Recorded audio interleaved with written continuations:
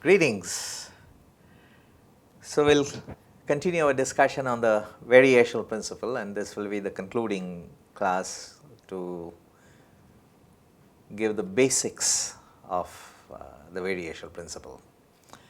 And last time we did the not so simple pendulum, not the simple pendulum itself, but the not so simple pendulum, because simple pendulum is what you get when you make the approximation sin theta equal to theta. That is when the motion has to be on the arc of a circle. But then Huygens figured out that you put those choppers, and then if you have a cycloid pendulum, then you can have a pendulum with a periodic time which does not have to be calibrated every time you set the pendulum into oscillations, regardless of how far you take it away from the equilibrium. So, that is the cycloid Huygens pendulum that we discussed. And today we will discuss a few other aspects of the variational principle. So, let me remind you that this is based on the requirement that the action integral is stationary. It is an extremum, and action is the integral between two end points, the start and the finish, T1 and T2 of the Lagrangian, which is T minus V. And the condition that action is stationary, the necessary and sufficient condition that the action is stationary, is given by this equation, which is, as you can see, a second order differential equation. And this has this is then the equation of motion. It tells you, it describes how the system's description in the phase space evolves with time. So, it gives you the equation of motion.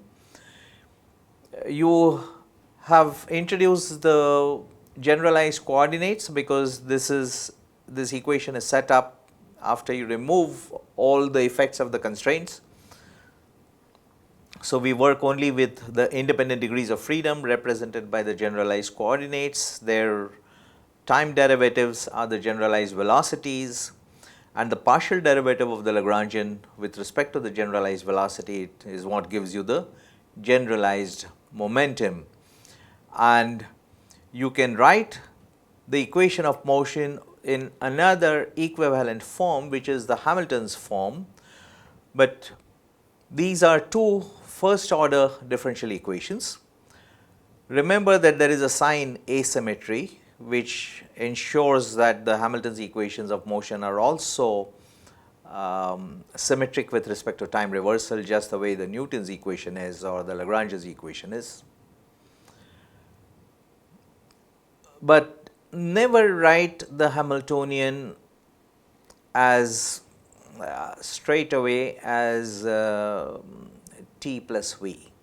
Always set up the Lagrangian for the system first, okay? Always, as a rule, whether you are doing classical mechanics or quantum mechanics, always set up the Lagrangian first, then find out the Lagrangian will be in terms of the generalized coordinate and the generalized velocity, then find the generalized momentum as the time derivative of the partial derivative of the Lagrangian with respect to the generalized velocity. Okay. Then carry out the transformations from q dot to qp.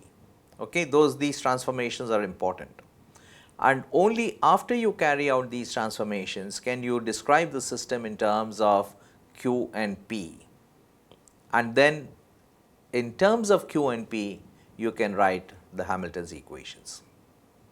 And then of course in quantum mechanics you quantize the position and the momentum, you represent those by operators, and then you get the Schrodinger equation. So, always start with the Lagrangian, and this form of the Lagrangian is particularly convenient if you write it for a simple system. It makes this choice obvious that you can get the Newton's equation to be completely equivalent to the Lagrange's equation. So, it's nice because you obviously expect the same physics regardless of how you describe your state of the system and how it evolves with time. But the principles in Newtonian mechanics and the principle of variation are completely different. One relies on the cause-effect relationship, on the linear response of the system to a stimulus, which is the Newtonian dynamics, and it relies on the idea of force. It describes acceleration as proportional to the force. So, that is the linear proportionality, which is fundamental to Newtonian mechanics, and the whole idea of force is dispensed with in Lagrangian mechanics. On the contrary, the formulation of the equation of motion is completely based on the requirement that action, which is this integral, is an extremum. It makes no use of the force, and this is really very strange, but very nice that you get exactly equivalent formulation of mechanics from these alternative principles. And it is a moot point to worry about which is more fundamental. Is it Newtonian mechanics which is more fundamental, or Lagrangian this thing? These are completely independent and completely equivalent formulations of mechanics. We often are happy to see that this gives you the Newton's form, but only because we have studied the Newton's equation a little bit ahead of Lagrangian mechanics. If only we had learned the Lagrangian mechanics ahead of the Newtonian mechanics, and there is no reason why we shouldn't.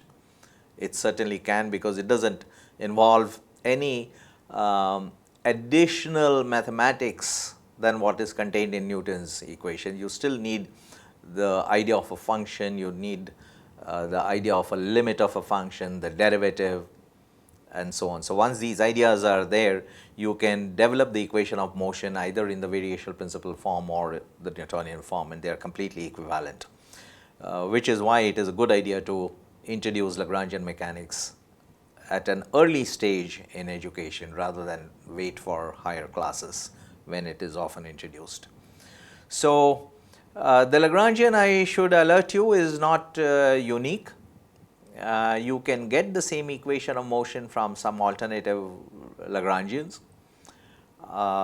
So, here is an example that you can write a Lagrangian L prime, which is not L prime plus. I think I need a small correction here. This prime should not be here. So, you can have a Lagrangian and you can add to it the df by dt, where f is some function of just q and t, and you will get the same equation of motion. And you see it in alternative forms of Lagrange's equations. For example, you can carry out gauge transformations of the potentials and you can get the same equation of motion. So, the Lagrange's equation is actually a special expression of what is often called as the Euler-Lagrange equation, which is a more general formulation of the variational principle. When you apply it to a variational problem in mechanics, that is when you get what we normally regard as a Lagrange equation, but the formalism is very general, and it has a very rich history which I will not really go through, but the major contributions are from Euler in this particular matter in setting up the Euler-Lagrange equation. So, let me quickly go through the Euler-Lagrange equation, which is a general formulation, and this formulation is applicable to some function or functional which depends on some variable xi, which is an independent variable, but it may also depend on another function of xi. So, it may depend explicitly on xi, like a grandpa being happy or sad depending on how his grandchild does, all right, and that determines the grandpa's happiness, right. But the grandpa's happiness also depends on how his son's happiness depends on his child's happiness, all right. So, there is an explicit dependence on how the grandchild performs, and there is an implicit dependence via how his son reacts to the child's performance in life in general or exams or whatever. So, there is an explicit dependence, and so the explicit dependence on xi is contained over here. Then there is a dependence on xi via how phi depends on xi, and also in what rate phi depends on xi. How sensitive is phi to xi? Okay, phi depends on xi is a parameter. But how sensitive is it? Is it strongly dependent on the grandchild's performance, or is his son's happiness only weakly depends on that? Okay, so that's going to make a difference. So you have an explicit dependence, and then there is an implicit dependence, and the implicit dependence may be controlled by some control factor, which is gamma. And this gamma is something that you can vary. Okay, so this is the control parameter. So that is the nature of this function, and it can be the action that we have talked about in the context of mechanics, but it can be something else also. So you can apply. So this is very general formalism due to Euler, and you now have a dependence of phi on xi, but then it depends on a control parameter gamma. So how do you describe this? It depends on some value of phi for gamma equal to 0 plus another factor which is scaled by gamma. So this is the nature of dependence of phi on xi. So it's a very simple form that we have taken, that phi depends on xi through a control parameter gamma, which sort of provides a linear term in gamma which describes the dependence of phi on xi. So that's the kind of expression that we have, and we will consider this functional, which is an integral of psi over the parameter xi, over the variable xi, integral between two limiting values of xi. So in the case of our action integral, the limit is over the start and the finish, over the time t1 and t2. So here these are the two end values of xi1 and xi2, and we consider the variations in this interval and then ask, when is I an extremum, when is this stationary? Okay? So the principle of stationary functional is applied to this. So this is a very general formulation, and what we see in the Lagrange's equation is a special explicit form of manifestation of this principle of stationary functional. So these are the key relations. So this is how phi depends on xi. So this term is all obviously independent. It corresponds to the value that the function has at gamma equal to 0, whatever it is. And then whenever gamma is not equal to 0, so you've got some control parameter which you can change as you like, discretely or continuously. We will consider its continuous variation through small incremental values. And then our consideration, and this is the key point, so pay attention to this, that at the end points there is obviously no variation, because you know the start point and the fixed point and the end point in the xi space. Okay? So on the time axis it will be the start and the finish. Okay? But for a general function of an arbitrary variable xi, it is two end values, which is xi1 and xi2, and these values there is no change. So this is like solving a problem in mechanics in which you ask, if I take a piece of stone and throw it, and then what is its trajectory? You ask, what is its trajectory? That is a problem. So how would you solve it in Newtonian mechanics? You would set up the equation of motion, you need the force. So you know that the force is gravity, so you will put mg in your equation of motion. and integrate this equation twice, okay, to get the solution. And in the solution you will put the two initial conditions. Where have you thrown it from and at what speed did you throw it? Okay. What is the solution that you get? You get a parabola, right? And the reason you get a parabola and not some other trajectory, okay, you can think of alternative trajectories. You can think of any other trajectory. You know that, okay, it starts from here and it falls back over here, right? So, if x is the height, then it starts from x equal to 0 and returns to x equal to 0.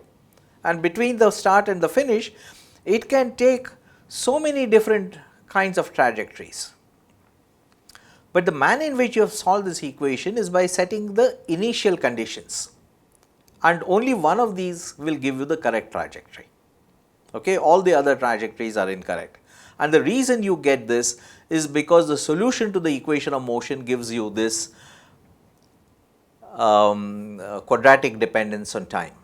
So, that is what makes it a parabola, right? The equation of motion, Newton's equation of motion, has got a solution which turns out to be a parabola because of this quadratic dependence on time, and you get this from the initial position and initial velocity.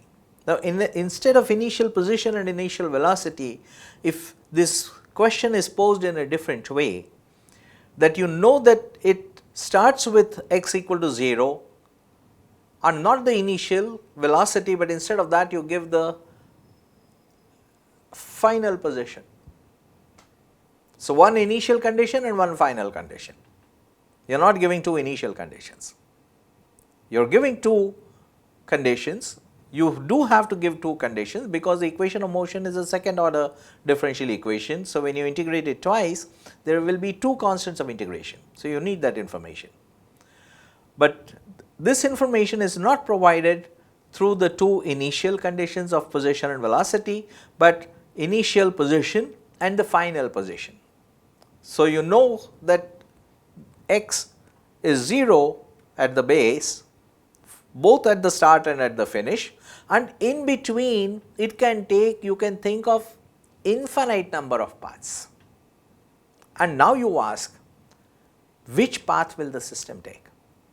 And the solution better turn out to be this, which is what we got from Newton's equation, right? And you get this path. Now, you do not have the initial velocity, but you have to get this path using some alternative principle. So, this is the variational principle, that you get this path by solving the Lagrange's equation, which you obtain by demanding that action is stationary.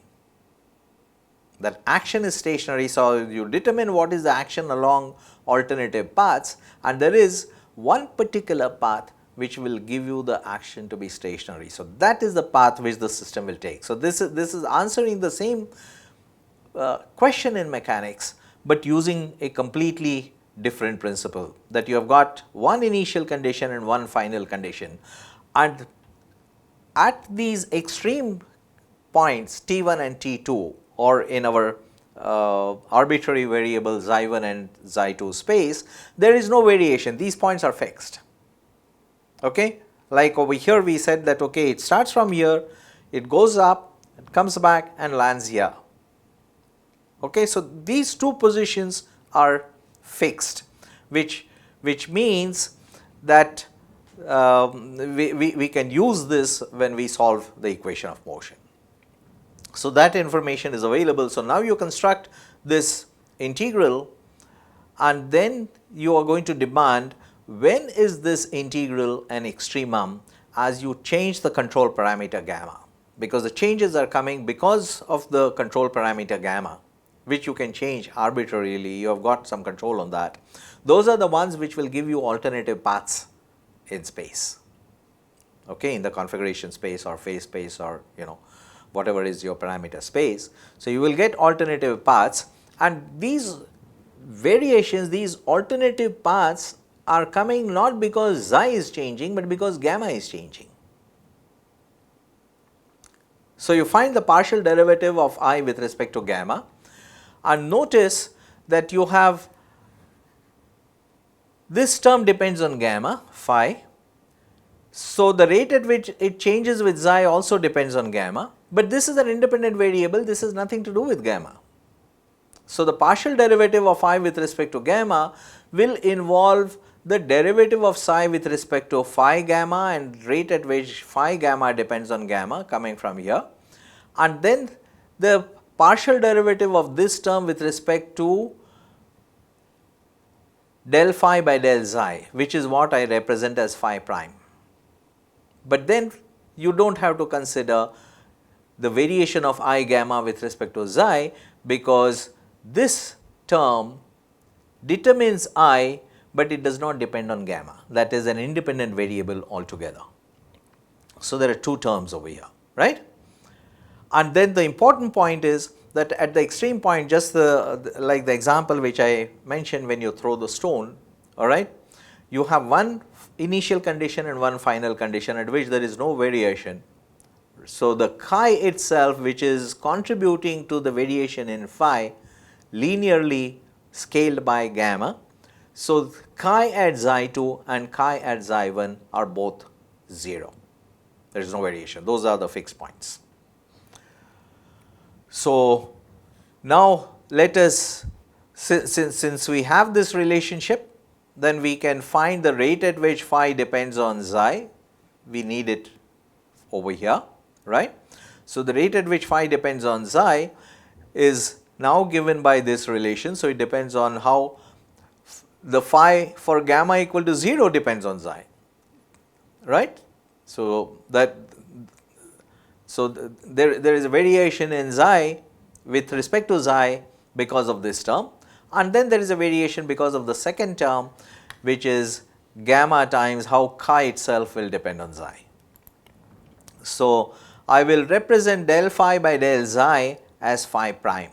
So, prime denotes a derivative with respect to xi. So, there are two kinds of derivatives I am working with. One is derivative with respect to xi, and the other is over here, which is the derivative with respect to gamma.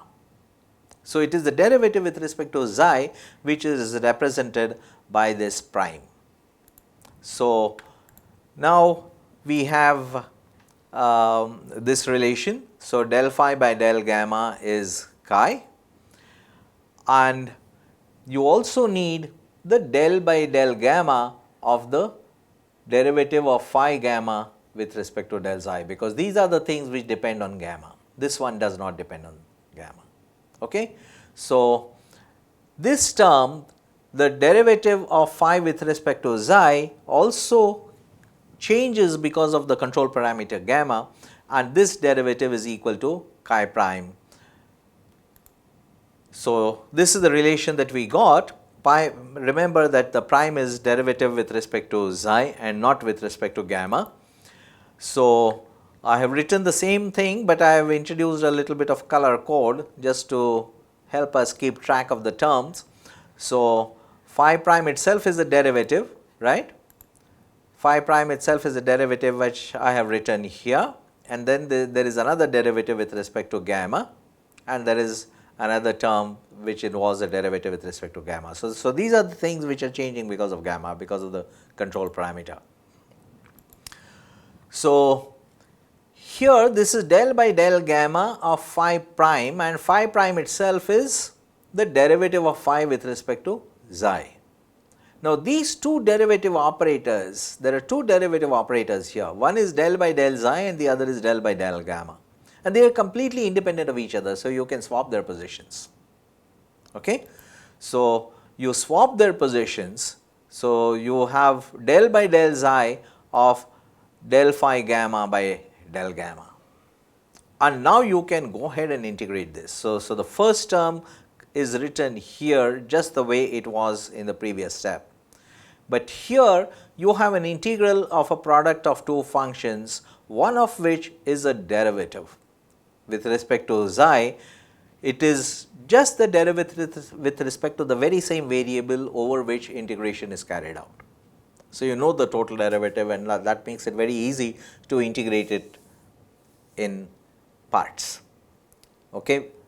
it is, you integrate it in parts as a product of two functions, and you know the integral of one of the two functions, because it is a derivative with respect to the very same variable over which integration is carried out.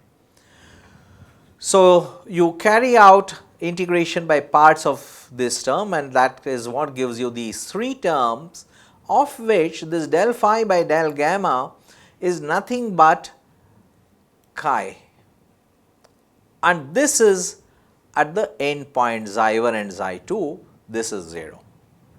Okay, this is what we said, that okay, you have got these 2 points fixed.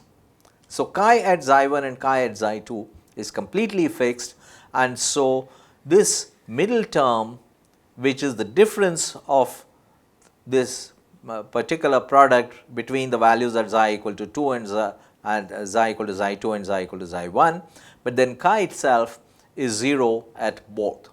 So, it is 0 minus 0, which is also equal to 0 nicely, right.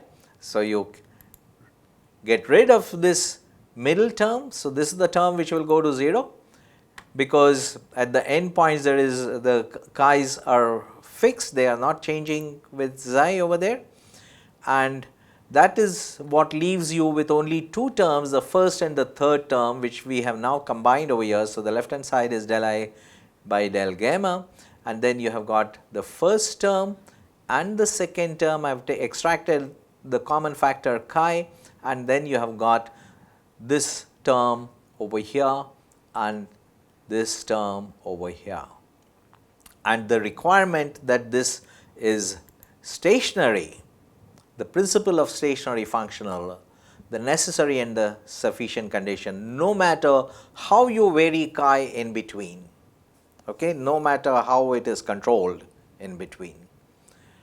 The necessary and sufficient condition that this integral is stationary, it is an extremum, is that the other factor in the integrand, which multiplies chi, must be necessarily 0.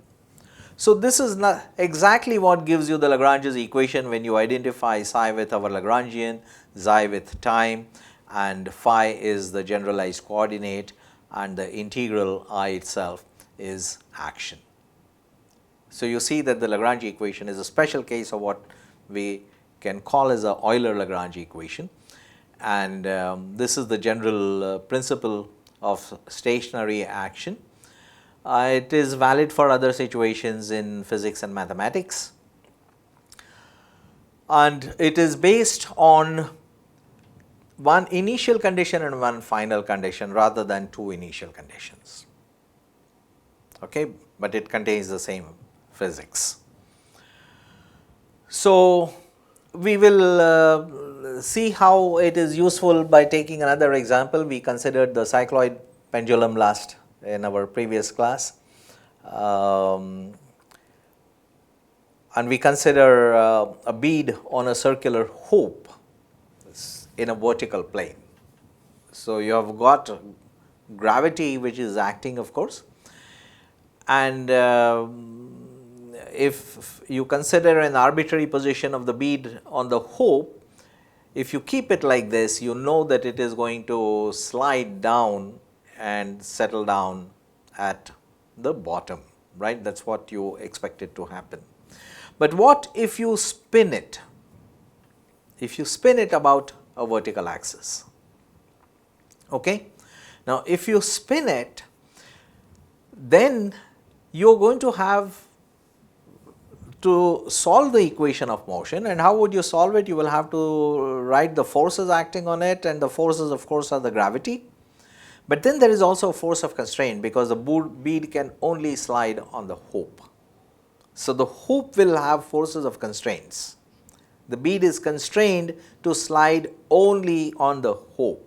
The bead cannot leave the hoop and simply fall under, due to the Earth's gravity, okay. It can only be sliding along the hoop, okay. It is so because of this constraint, there is a force of constraint, which is the normal reaction. and then you have to set up the equation of motion, and that constraint is along the normal. It will be different at different angles of the bead, right? And it will have a component. Now this problem really becomes very complicated to solve, especially in inertial frame of reference. In a rotating frame of reference, you can insert a term which is an artificial force, which is the centrifugal force, and then write down the components of the centrifugal force along the vertical line, along the horizontal line, and along the normal, which is directed toward the center of the hoop, and then set it up, but it becomes really messy to solve. So we consider a frame of reference in which the x-axis is into the plane of the circle, all right, and the y-axis is in one direction and the z-axis is pointing in the direction of gravity. Okay, so it is a right-handed frame, but it has got a z-axis which is pointing downward toward the earth. So this is the frame of reference that we will make use of, and you can write the centrifugal force, which is m rho omega square, and then try to solve this equation of motion by resolving the centrifugal force along the tangent and along a line which is orthogonal to that, which is along the radial line. So you can set up the equations of motion and then solve it using Newtonian mechanics. But the normal reaction is anyway not doing any work on the bead. We can get rid of this constraint by setting up the equation of motion using Lagrangian mechanics, using the variational principle, by simply focusing on the independent degree of freedom, which is just the angle theta. That is the only thing that can really change. Okay, the bead is always going to be at a fixed distance from the center. It cannot escape the hoop. So that is the only independent degree of freedom, and we can set up the equation of motion with respect to the angle theta, which the hoop's position makes with, let us say, some reference line which is along gravity, which is along the z-axis. So in this coordinate frame of reference, the position of the bead is given by r times the unit vector along the radial line. Okay. So its velocity is given by the time derivative of the position vector, but the time derivative of the position vector is, the variation is coming only because of the change in ER. Okay. So this can only be along E theta and E phi in the spherical polar coordinates. R itself is not changing because it is always going to remain at a fixed distance, capital R. So this is velocity. So now you have got the generalized position and generalized velocity. So you can set up the Lagrangian as t minus v. Okay. And once you have the Lagrangian t minus v, you can take the appropriate partial derivatives, get the generalized momentum, partial derivative of Lagrangian with respect to the generalized velocity, and then the partial derivative of the potential with respect to q, right, and get the equations of motion. So you go ahead and get these partial derivatives.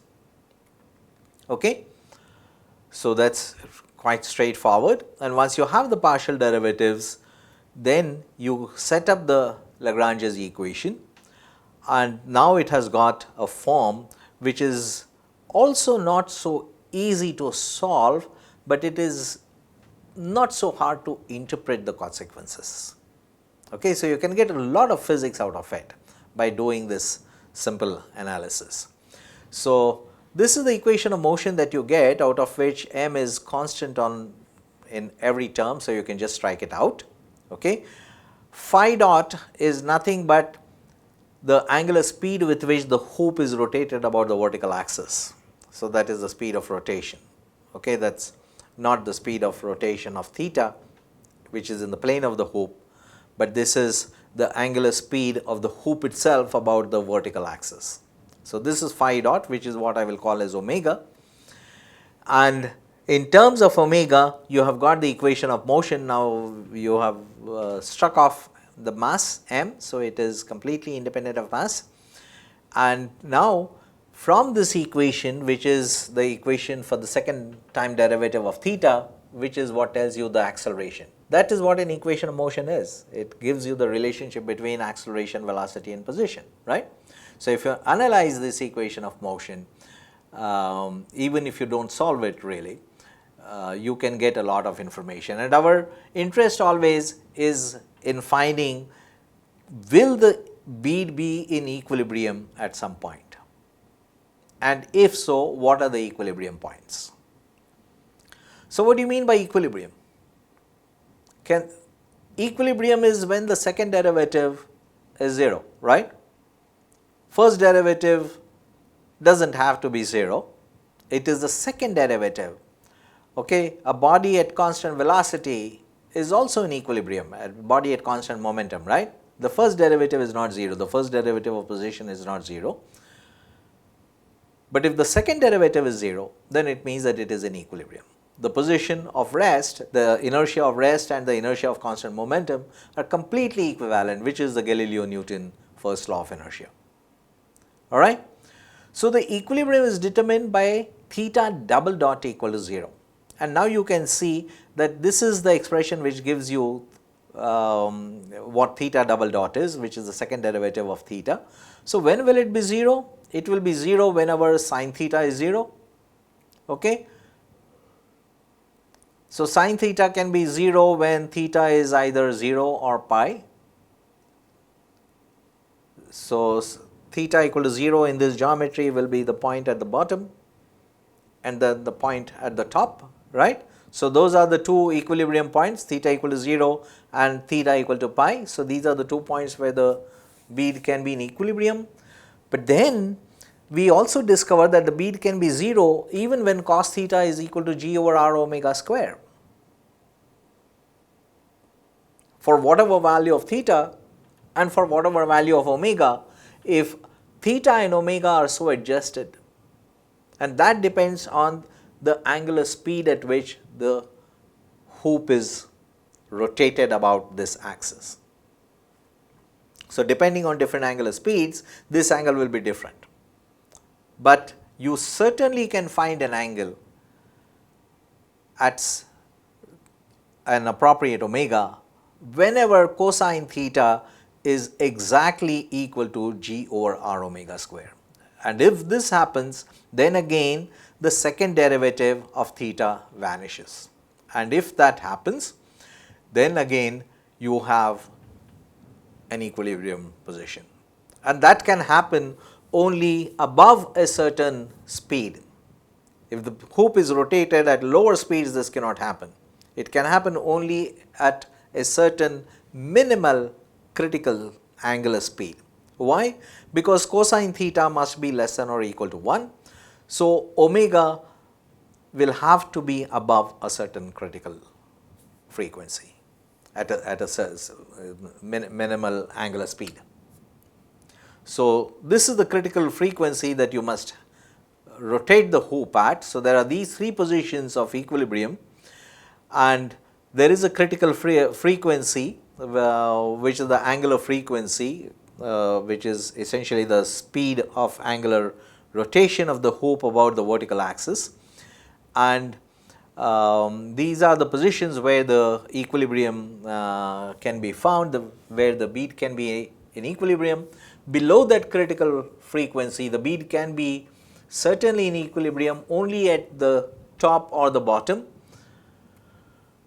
Otherwise, there is a third equilibrium point which is also available to the bead, and this is not an information which is easy to extract from Newtonian equation of motion, but from Lagrange's equation we can get it so easily. So, let us examine the nature of the equilibrium, and to do that we consider a point which is slightly away from the equilibrium point. Okay. So, if the bead is at equilibrium at an angle theta, let us ask what will happen at a neighboring point which is slightly different from theta. So, that neighboring point is this equilibrium point theta 0, it is the difference between this neighboring point at the time t and the equilibrium point. So, let us ask what happens to this condition that you get from Lagrange's equation to this for how does it work with the neighboring point, and of course you need the sine of the angle, you also need the cosine of the angle. So, you determine sine of the angle at this neighboring point and you get a term which is in quadratic in delta, so which you can ignore to first order, right. You have a similar expansion for the cosine delta for the neighboring point, and you have you put the two together because actually what you have in this equation is a product of cosine theta and the sine theta. So, in the product you put all these terms and retain only the linear terms, remove the quadratic terms. So, if you remove only the linear terms, then you have this relation which has got fewer terms, all the quadratic terms in delta have been dismissed, quadratic and those which are even weaker than those. So, you can simplify these terms. So, there is no big mathematics or physics in this simplification, you just rearrange the terms. And notice that from these two terms which have been underlined, you recover the original condition at the equilibrium point, which is the theta 0. And at this equilibrium point, you know that these two terms must cancel each other, because these two terms will give you g over r minus omega square cosine theta 0, and this term vanishes at the equilibrium point. Okay, that is how equilibrium is defined. So, you are left with only this theta double dot and this term which is linear in delta. So, this is the equation now to be considered, and using this equation we analyze the nature of the equilibrium at the three equilibrium points. So, the first equilibrium point and the second equilibrium point, which is the bottom and the top, we know something about. We also anticipate that there is a third equilibrium point depending on the speed of the hoop, right. So, at the first equilibrium point theta 0 is equal to 0. So, the first equilibrium point is what I denote by the superscript 1, all right, and over here cosine theta 0 is equal to 1. So, I put it back in this equation, cosine theta 0 is 1. So, this term is cosine square, this term is cos theta. So, you get omega square minus twice omega square plus omega c square over here, which simplifies to this relation, and that means that depending on the relative difference between omega and omega c, okay, if omega is greater than omega c, this bracket will be positive. On the other hand, if omega is less than omega c, then this bracket will be negative. So, the second derivative is either positive or negative depending on the speed, whether is it above the critical speed or below the critical speed. So, slightly above the critical speed, it will be an unstable equilibrium, which is the point at the bottom. So, it will be unstable equilibrium above that critical speed, but below that critical speed it will be a stable equilibrium. Okay, so, that is the nature of the equilibrium, and we are able to get this information so neatly and so easily from the Lagrangian formulation. This is not something that we could have obtained so easily from Newtonian formulation. Okay, so, let us look at the nature of the equilibrium at the top, which is theta equal to pi. So, this is the second equilibrium point, which is denoted by the superscript 2, and here cosine theta is minus 1. So, you go ahead and put the value of cosine theta 0 equal to minus 1 in the equation in the first line, and the square of minus 1 of course is plus 1, but in the third term you have got cosine theta 0. So, you get a minus 1 multiplying omega c square. And that is an important term, because what it does is it gives you this relationship, and and essentially when you write it for the second derivative of theta, it is always positive, because the term on the right hand side involves the squares of the angular speeds, and they are always positive no matter what the speed is. So, omega can be less than omega c, it can be equal to omega c, or it can be greater than omega c. Irrespective of that, the right hand side is always positive, the second derivative is always positive, and you will always have an unstable equilibrium at the top. It will never be stable, okay, irrespective of the speed at which the hoop is rotated. What about the third equilibrium point? The third equilibrium point is when you have got this very critical balance between the angle theta and the speed, angular speed at which the hoop is rotated. So, over here you know that cosine theta has an upper bound. No matter what the angle is, it can never exceed 1. So, it is always less than or equal to 1. So, the angular speed will always have to be greater than the critical speed. So, you will not have any intermediate angle as an equilibrium point unless you have the speed rotated about the vertical axis above that critical angular speed, which is omega greater than or equal to omega c. So, that is a necessary condition, and you're guaranteed that omega must be greater than or equal to omega c. So, now you can put this condition over here, okay, and you when you write this, because cosine theta 0 is equal to omega c square over omega square. So, you put this value over here and then you simplify this, and you see that this is the second derivative of theta, which is going to give you the nature of the equilibrium. Is it a stable equilibrium or is it an unstable equilibrium, is going to be determined by the sign of the second derivative of theta. So, this term is omega c square minus omega square, and obviously below the omega c and above the omega c, this has got a different sign. However, the possibility of it being an equilibrium below the critical speed does not even arise. If it is at equilibrium at all, it has to be above that critical angular speed. Okay, so omega must be greater than omega c, which means that theta double dot has to be negative, and this will be a stable equilibrium. Okay, so it is an equilibrium above that critical speed, but then the nature of the equilibrium is stable. So, this is a very interesting physical conclusion that we have been able to extract by carrying out this analysis. So, at this critical angle, you will have a point of stable equilibrium above that critical speed. And notice that there is a stable equilibrium over here, but there is also a stable equilibrium over here. So, from one stable equilibrium, which is at the bottom, you can go to these two equilibrium points, and this is like bifurcation.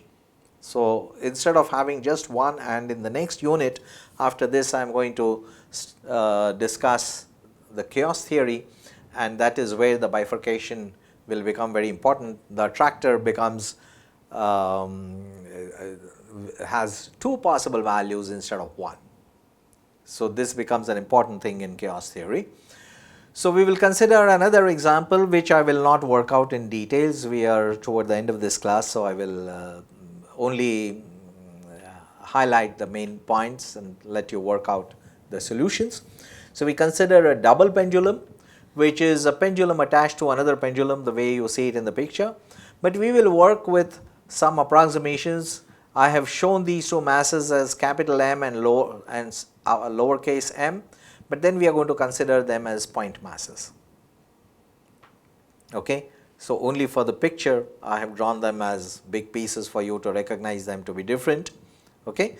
But otherwise we will consider them to be point masses. We will also assume that there is no mass in the rigid supports, okay, in the rods which are holding these masses, okay.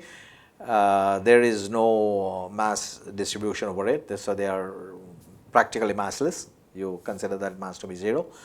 And even with these approximations, these are gross approximations, this is obviously not a real system. But even with these gross approximations, this is not an easy problem to solve. So the length of the rods may also be different. So this length is Lm with this uppercase m, and this length is L but with a lower case m. So the lengths of the rods are different, the masses are different, and you can write the coordinates of the first mass, which is the uppercase capital M, the bigger mass if you like, okay, and then you can write the coordinates of the lower mass as well, and you can write it with reference to the coordinate frame which I have shown, which is the x axis going to my right, y going in this direction, and then z will be perpendicular to the plane, and it will be an arrow pointing toward me in the Cartesian frame of reference, right. So this is the coordinate frame of reference, and you can write the coordinates of the capital M mass and then the lower case mass, which is the smaller mass if you wish, are given by similar expressions, but then they are moved from here, this point, rather than from this point. So the x and y coordinates of this mass have to be added to get the coordinates of this. So that's the addition which has been done over here. So it is xm plus lm sin phi and ym minus lm cosine phi. So that's what you have done here. And now you have got the coordinates, you can get the velocities, because all you have to do is to take the time derivatives, right. So you get the time derivatives, the x dot and the y dot, and do the same for the lower for the lowercase m, which is the small mass if you like, right. So you write the coordinates of that and write the velocities of that, and now you have got the coordinates as well as the velocities. So this is the double pendulum. You can go ahead and set up the equation of motion. So you need the Lagrangian, which is t minus v. So this is the potential, right. So once you have the positions, you know what the gravitational potential is, because the gravitational potential depends only on the position. So we have got the positions of both the masses. So you get the potential for the whole system, and then you set up the kinetic energy term T by getting the velocities and then taking their squares. So you will get the T minus V. So you have got the kinetic energy term, and I will let you work this out, and you will discover that depending on the initial conditions, the motion can be absolutely bizarre, and this is another example of chaos that we will be discussing in the next unit. So once you can you can solve the Lagrange's equations, but the solution can become chaotic depending on the initial conditions. So this will be our subject for discussion in the next unit. What we are trying to answer is this question, not really this question, but this is often how it is posed, which is not how it should be posed, as to why does an object take a particular path, and you try to answer this question using different methods, Newton's method, Lagrange-Hamilton method, right. Then if you take some other situations like the Young's double slit experiment, okay, and then you do this experiment with light and you get interference pattern. You can do this experiment as Feynman suggested. At that time this experiment was not done when Feynman suggested this in the early 60s. So this experiment was a completely thought experiment in Feynman's mind, but it brought out the foundation principle of quantum mechanics in a very beautiful and comprehensive manner. So you can answer this question using quantum mechanical formulation, which is the Schrodinger or the Heisenberg formulation, but I also told you that the Dirac-Feynman path integral approach also provides you with this solution. And if you go even in the theory of relativity, which is the general theory of relativity, you can use a similar variational principle, which you will see in the last unit we will do in classical mechanics, in which we will obtain the Schwarzschild solution to the Einstein field equation to describe certain results which can be accounted for only by invoking the general theory of relativity, which is the precession of the Mercury orbit. So, in all of this we have found that the variational principle comes in handy. So, it is a very powerful principle running through classical mechanics to quantum mechanics to general relativity. See its power and the canvas it covers. Okay? And the question that you are really answering is not really why a system takes the path that it does, but it answers what is the particular path taken by this system and how do you describe it. And this is what most questions in science really boil down to. And I had mentioned this earlier also, that means even when I toss this question, why does an object take a particular path, I said that this is often how the question is posed, but this is not really the right question to be asked. The right question to be asked is, how do you describe the path? The system takes a certain path according to the certain laws of nature, and we are asking, what is this law of nature? How do you formulate the law of nature which describes it accurately? You can answer everything by imagining that, okay, I think it is so because the color of this object is white or red and green, and nobody can disprove it, right? So, you can make a hypothesis, it can be your idea of a God or whatever, that okay, this is how the universe was created, and nobody can disprove it. But it does not tell us very much. So, science does not really try to answer this question, why does an object take a particular path? It tells you what is the path that the object takes. And it describes it very accurately, very scientifically, and it challenges that, okay, go ahead and test it. Do any experiment. And is the law that I am providing, the law that was provided by Galileo Newton or by Lagrange or Hamilton, is it violated by anything that you see around you? Is there a single experiment which can be done which violates this law? And if you find that yes, there is an experiment which violates that law, then it means that your theory is incomplete. It needs to be modified, it needs to be corrected, or it even has to be abandoned and you have to come up with a completely new theory. So, when you hit the limitation of the applicability of what you believed is the law of nature and it does not work out, then you have to modify the theory or even replace it by a completely new theory. So, that is how the theory of gravity due to Einstein ended up replacing Newton's theory. The quantum mechanics replaced classical mechanics, because you found experiments, observations which Lagrange, Hamilton, Newtonian classical mechanics could not explain.